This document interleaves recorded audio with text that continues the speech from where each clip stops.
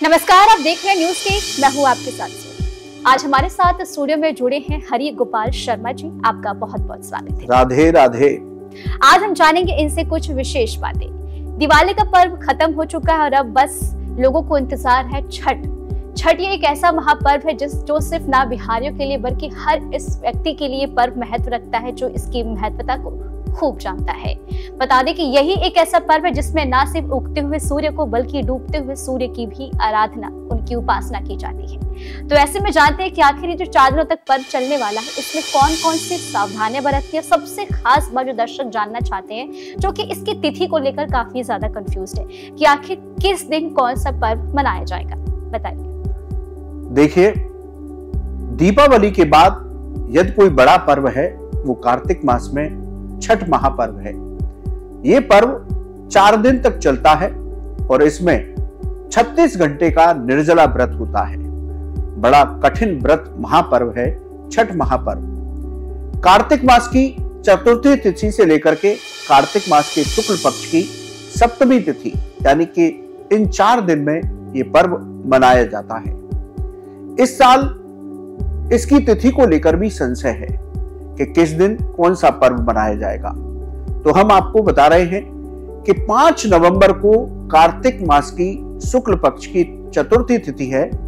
इस दिन व्रती लोग नहाए खाए का पूजा विधान करें। 6 नवंबर को पंचमी तिथि में होगा खरना।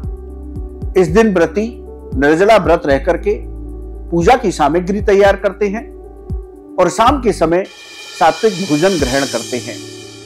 इस साल 7 नवंबर को षष्ठी तिथि रात 12:41 से शुरू होगी और 8 नवंबर को रात 12:34 पर समाप्त होगी।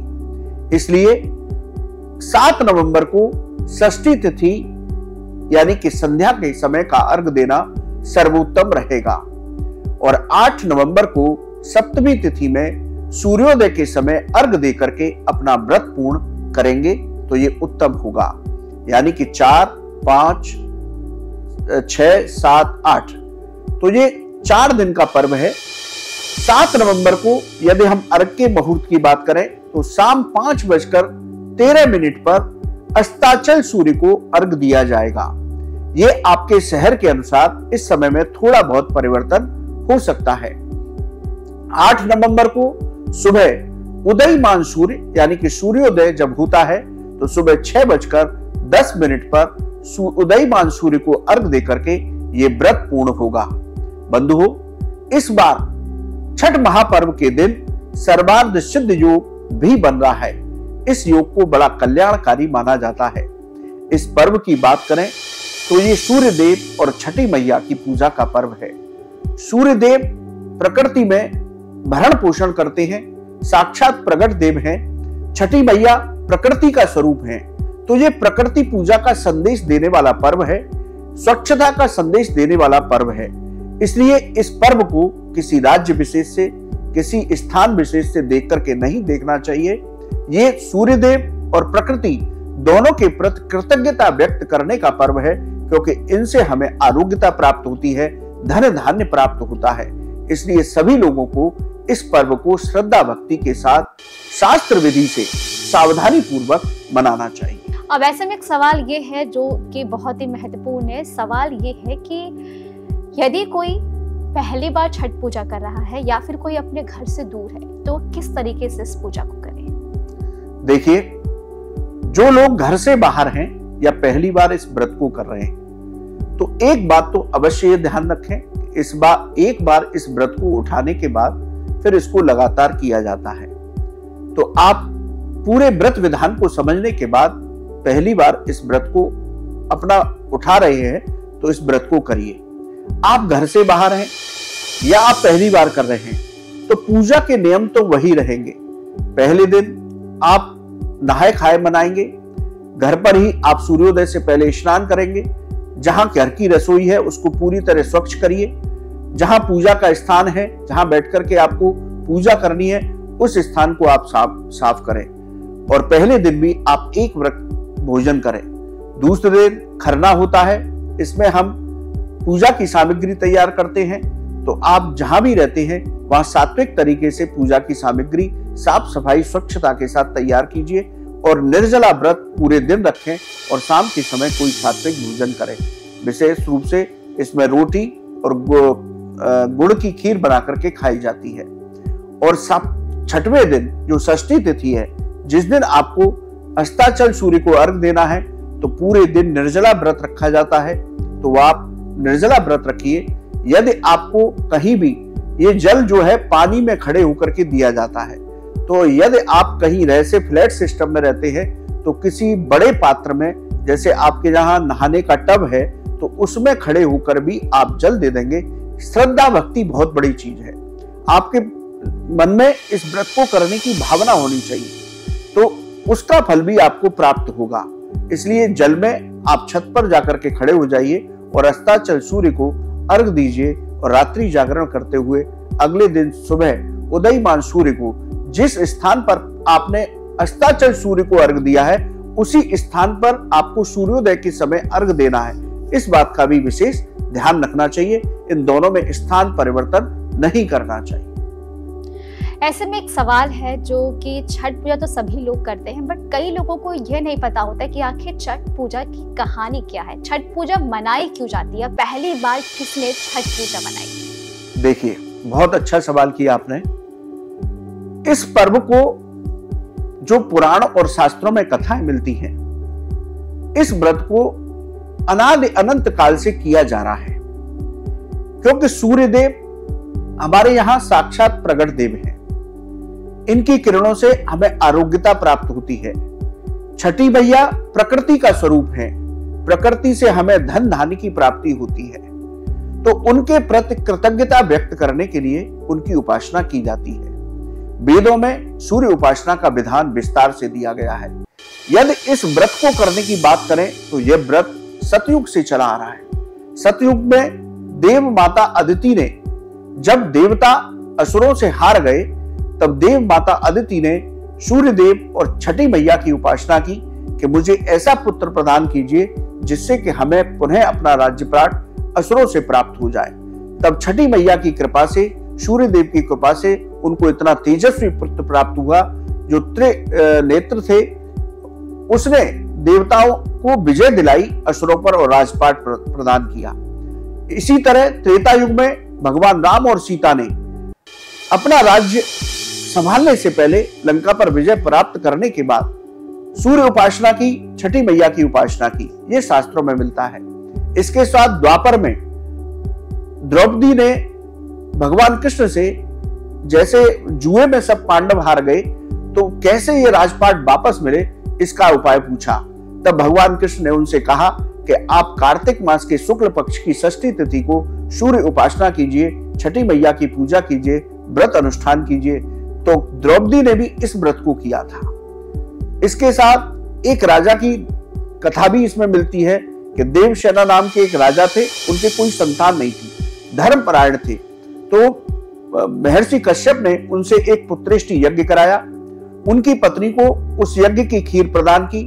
उनके यहाँ पुत्र पैदा हुआ, लेकिन वो पुत्र मरा हुआ पैदा हुआ तो राजा बहुत दुखी हुए।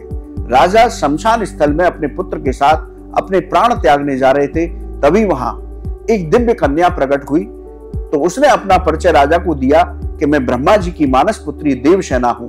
प्रकृति के 6वें अंश से उत्पन्न होने की वजह से मुझे छठी भी कहा जाता है, षष्ठी कहा जाता है।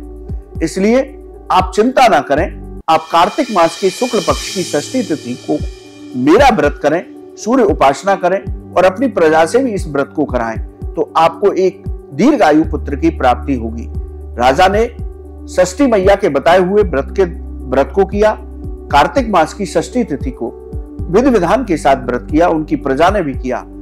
कालांतर में राजा को एक दिव्य और दीर्घायु पुत्र की प्राप्ति हुई। तो यह व्रत कहें तो बहुत समय से, चारों युगों से चला आ रहा है। इस व्रत को करने से घर में सुख शांति समृद्धि आती है, आरोग्यता की प्राप्ति होती है, बच्चों की दीर्घायु होती है, घर के लोगों में सामंजस्य स्थापित होता है, घर में धन्य धान्य की कमी नहीं रहती। तो ये व्रत बहुत कल्याणकारी व्रत है। अब ऐसे में एक और सवाल है जो दर्शक जानना चाहते हैं। सवाल ये है कि छठ पूजा तो सभी लोग कर रहे हैं जिनकी भी श्रद्धा या फिर जो घर में शुरुआत से करता आ रहा है, लेकिन कई लोगों को जरा ये नहीं पता होता है कि हम कौन सी गलती करें और कौन सी गलती ना करें। इसके बारे में आप बताइए। देखिए, बहुत अच्छा प्रश्न किया। कोई भी व्रत आप करते हैं तो उसमें सावधानी रखना विशेष जरूरी है। शास्त्र कहते हैं कि यदि आप कुछ गलतियां करते हैं तो आपको ना तो पूजा का पूर्ण फल प्राप्त होगा, आपका व्रत भी टूट सकता है, आपको अनिष्ट की भी प्राप्ति हो सकती है। इसलिए जब कोई भी आप व्रत अनुष्ठान करें तो उसके नियमों का पालन अवश्य करें। अब बात करते हैं छठ महापर्व की। इस पर्व को महापर्व कहा गया। ये 4 दिन का विशेष पर्व है। प्रकृति पूजा का पर्व है, सूर्यदेव और छठी मैया की पूजा का पर्व है। इसलिए इस व्रत को करने में भी बहुत सारी सावधानी रखनी चाहिए। देखिए, जो लोग व्रत कर रहे हैं उनको तो इनका बातों का ध्यान रखना ही है। उसके साथ उनके घर में जितने लोग हैं उस व्रत का ये ध्यान रखें, वो यदि व्रती को उस व्रत को पूर्ण करने में सहयोग प्रदान करते हैं तो उनको भी उत्तम फलों की प्राप्ति होती है।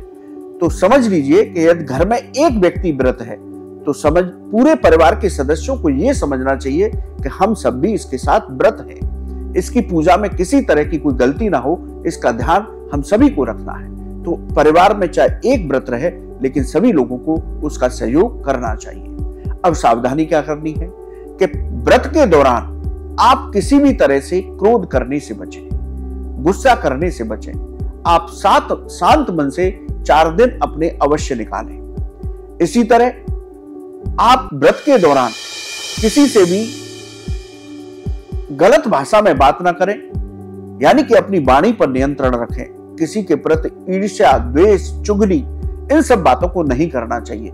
यदि 4 महिलाएं बैठ करके एक स्थान पर इस व्रत को कर रही हैं तो महिलाओं को विशेष रूप से ध्यान रखें कि किसी की भी निंदा, चुगली, बुराई, भलाई नहीं करनी। सिर्फ और सिर्फ इस व्रत से संबंधित, इसकी कथा से संबंधित ही चर्चा करनी है। तो ये गलती भी हमें नहीं करनी। तीसरा, कि आप किसी भी बड़े का अपमान न करें, इस बात का विशेष ध्यान रखें। चौथा, कि आप घर में किसी भी बात को लेकर के क्लेश की स्थिति उत्पन्न न करें। घर में ऐसा वातावरण हो कि जैसे कोई मांगलिक कार्य हो रहा है, कोई शुभ कार्य आज हमारे घर में हो रहा है, तो घर के सदस्यों के बीच भी वाद विवाद की स्थिति न बने। अगली जो गलती है, लोग करते हैं कि कांच के पात्र में पूजा की सामग्री रख लेते हैं, प्लास्टिक की चीजों में पूजा की सामग्री रख लेते हैं। तो इस बात का ध्यान रखें कि पूजा में कांच और प्लास्टिक किसी भी वस्तु का प्रयोग नहीं होना चाहिए। आप जब अर्घ दे रहे हैं तब विशेष ध्यान रखें कि यदि आपके यहाँ तावे का पात्र है, क्योंकि सूर्य देव की धातु है तावा, तावे का पात्र है तो तावे में जल भरकर उस जल में थोड़ी सी रोली, थोड़ा सा गुड़ और लाल पुष्प डाल करके धीरे धीरे सूर्य देव भगवान को अर्घ दें। अर्घ देते समय भगवान सूर्य के किसी भी एक मंत्र का जप करते रहे, जैसे ओम सूर्याय नमः, ओम घृणी सूर्याय नमः, ओम ह्रीम सूर्याय नमः।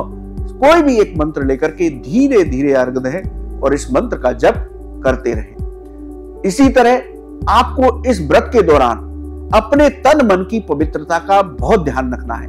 मन से भी किसी के प्रति कुछ गलत नहीं सोचना।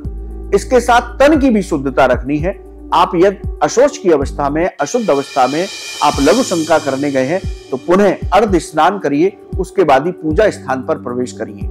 तो इसमें तन मन की स्वच्छता का विशेष ध्यान रखना है। आपको लगता है मैं अशुद्ध हूं तो पुनः स्नान कर लीजिए, सामर्थ्य है। सामर्थ्य नहीं है तो कमर से नीचे का स्नान अवश्य करें। इसके साथ आप बड़ों का अपमान न करें।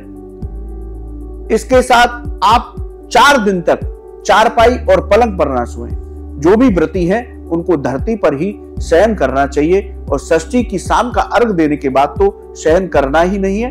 पूरी रात्रि हरे नाम संकीर्तन करते हुए रात्रि जागरण करिए। तो ये कुछ विशेष बातें हैं। इन बातों का ध्यान रखते हुए तामसिक भोजन नहीं करना, मांस मदिरा का सेवन नहीं करना। सभी परिजनों को भी इस बात का ध्यान रखना है कि वो भी घर में या घर से बाहर मांस मदिरा का, लहसुन प्याज का सेवन करके घर में प्रवेश ना करें। इससे घर की अशुद्धि बनती है, घर में अशुद्धता का वातावरण होता है। तो मैंने शुरू में ही कहा था, घर में चाहे एक व्रत रख रहा हो लेकिन सभी लोगों को उस व्रत को पूर्ण करने में पवित्रता पूर्वक, शुद्धता पूर्वक, शास्त्र पूर्वक सहयोग करना चाहिए। इससे सभी घर के परिजनों को भी इस व्रत का फल प्राप्त होता है। तो ऐसे में आप लोग जान होंगे कि आखिर सिर्फ छठ पूजा करना ही नहीं, आपको इसके साथ साथ पूरी स्वच्छता का भी ध्यान रखना और साथ ही पूरे परिवार को भी इसका खास ख्याल रखना है। अगर आपके मन में कोई सवाल है तो हमें आप कमेंट करके जरूर बताएं और हमारे चैनल को सब्सक्राइब करना बिल्कुल ना भूलें। न्यूज नेशन अब व्हाट्सएप पर खबरों की ताजा अपडेट के लिए न्यूज नेशन के इस QR कोड को स्कैन करें।